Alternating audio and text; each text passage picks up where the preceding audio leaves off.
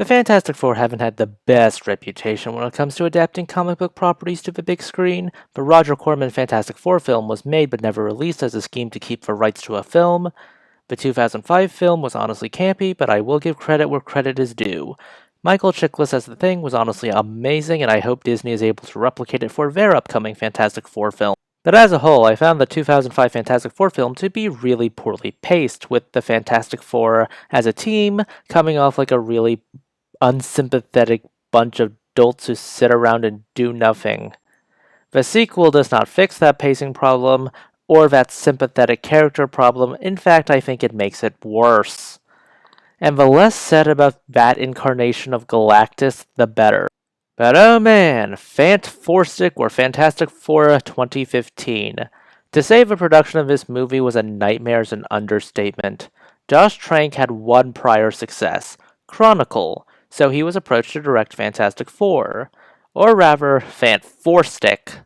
Reportedly, Trank caused many problems behind the scenes, creating a highly toxic and abusive work environment, with at least one report saying that a fistfight between him and one of the stars nearly took place.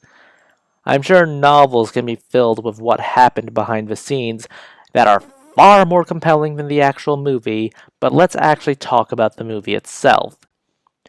We meet a young Reed Richards who is currently whittling down his pencil with the ideas he has in his head when he's called out by his teacher. If you're wondering who his teacher is, it's Homer Simpson. Yep. Now suddenly every line he says becomes funnier because the movie is dry as hell, and let's be honest, we'll take our wins where they can. Basically, his teacher is critical of Reed's career choice, that being the first person to teleport. Specifically, the teacher says, well, that's not a real career. You see, here's my problem that I find within the first few minutes of his film.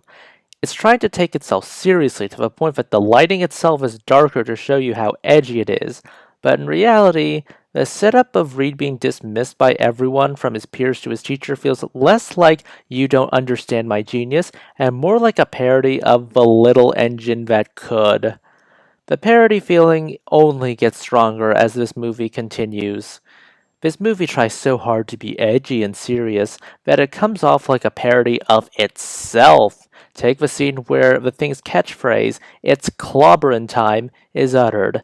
Instead of pulling off a lighthearted context like, I don't know, maybe a baseball game or a mixed martial arts tournament, it's used by Ben's abusive older brother right before beating the crap out of him. Because that's what we need, apparently. Silly catchphrases being kept silly, but the context altered so that it's abusive. This isn't even clever. This is a 13-year-old trying to be way too edgy. Doesn't even help that it's clobberin' time, again, is funny when said aloud by itself. Maybe it's because that I've heard the Thing so many times in so many adaptations say that I've strongly associated with the Thing. And honestly, let's keep that association. The line's funny. Don't make it abusive, because it either minimizes the horrors of abuse by making the scene silly, or it just tries to recontextualize that line as being overtly abusive, and it's not funny. It's uncomfortable when Ben eventually says it. Even the teleporter scene feels lame. Come on, you're building a teleporter that could reasonably blow up. Tell your child actors to give a bit more delivery than, don't blow up, don't blow up. I've seen robotics teams put more emotion into their performances than this. It doesn't blow up unless you count the power grid. Years later, the teleporter is perfected and participates in the local science fair. Despite blowing up a basketball hoop using a sonic blast, Reed's old teacher disqualifies him and Ben. Why? Because this is a science fair, not a magic show. You know, for the grounded version of the Fantastic Four, this teacher is so cartoonishly against Reed that he never fails to take me out of the moment.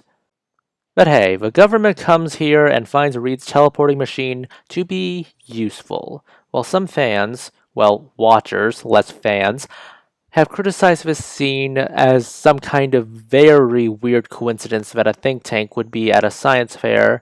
I can't say this is too crazy out there. There are a lot of international science and engineering fairs that attract a lot of talent. In fact, some Nobel Prize winners have participated in the International Science and Engineering Fair.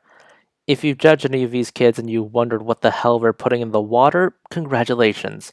I remember judging a few of them back in the day. Reed is recruited into the Baxter Foundation, which leads me into the next issue with this film. The lighting. I mean, look at this. You had the opportunity to make this school for the most gifted people who will change the world. Yet this is what we get. Shoddy lighting. Shoddy lighting, boring backgrounds, nothing that screams, smart people go to this smart school. I know this was made a decade ago, but couldn't we have had that back wall over there be like a giant whiteboard with a ton of technobabble and like lots of random equations on it? The longer I look at these scenes, the stupider and duller they get. What even is the slogan of the Baxter Foundation? I mean, the slogan of the International Science and Engineering Fair is Future Forward. Couldn't they have tried something like that? At least it would remind us of something better like the Future Foundation. After meeting Doom, we see Planet Zero, a world that can save this one because of vague reasons, probably climate change, but Doom doesn't think Earth should be saved. Meanwhile, Susan's brother goes into a drag race and gets in trouble with the law. I could go on about how the black sibling is an irresponsible delinquent that runs into the law every now and then, while the white sibling is a genius, but honestly, it's really not worth it because the Storm siblings, their relationship, and hell, their relationship with their father, is so half-baked that attributing anything to malice is bad in and of itself. Never attribute to malice what can be attributed to stupidity. Although there are times where any significantly advanced stupidity is indistinguishable from malice, but now is not one of those times. Which brings me to my next problem. The relationships between the characters is practically non-existent. They barely interact, and when they interact, it's awkward and stilted even if it's not meant to be awkward and stilted.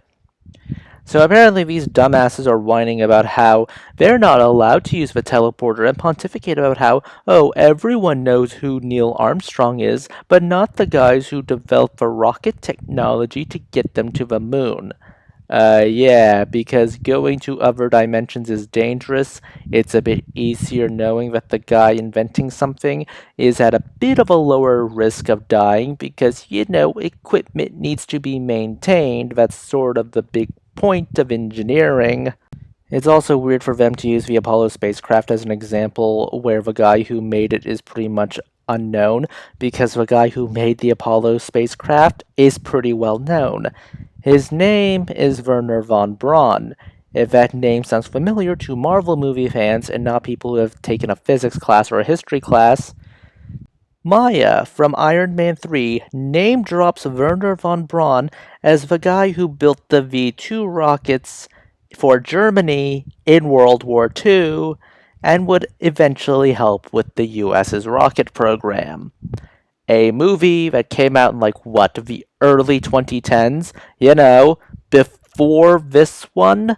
Come on. But no, these drunken dolts, that's not an insult, they're actually drunk in this scene, end up taking the teleporter to Planet Zero. Oh, and Ben tags along, because physics. Yep, they leave Susan behind, because physics. Don't worry, she'll get invisibility powers, because physics. Despite showing us what Ben looks like, the movie frames him in shadow. Like why? We already know what he looks like. This isn't a twist. Hell, we see these 3 of the 4 take action and it's not even the focus of the scene. And when they actually end up as the focus of the scene, it's glossed over. Basically, Rita's on the run, the military finds him, Ben is sent into the fray to retrieve him, he throws 1 or 2 punches, and then just headbutts Reed to knock him out. Meanwhile, Doom survived and wants to destroy Earth because Planet Zero gave him life and that humanity will exploit and destroy his precious Planet Zero, and honestly, I'm just bored at this point. Just skip to the climax already. Doom is killed with a punch from Ben, and the end. They decide they're the Fantastic Four. This film is awful. It so badly wants to be dark and edgy. However, this is a 13-year-old's definition of dark and edgy. It doesn't understand basic concepts of composition of a scene. I mean, for crying out loud, it can't even light up properly. I think high school acting classes know how to light scenes better than whatever this movie's director was going for. The dialogue itself is stilted as hell. Line delivery is flat as a sheet of paper, which clearly is an artistic choice, well, unartistic choice, by the director because both the child actors and the adult actors give the very same level of flat performance, just different varieties of flat. There is nothing breathtaking about the environments like Planet Zero or anything really. The only breathtaking thing about this movie is that you've been sitting in darkness for so long and sitting in poorly lit scenes for so long that when a scene that is finally lit competently is shown, well, things immediately get better. And frankly, that's just bad. That's the bare minimum. This movie calls itself Fant4stic. I'm sorry, Fant4stic, but honestly, this movie has the same effect as sitting next to a Dementor. Those are just my thoughts. Please consider liking, subscribing, tipping the channel on Ko-fi. This is Cyril signing off.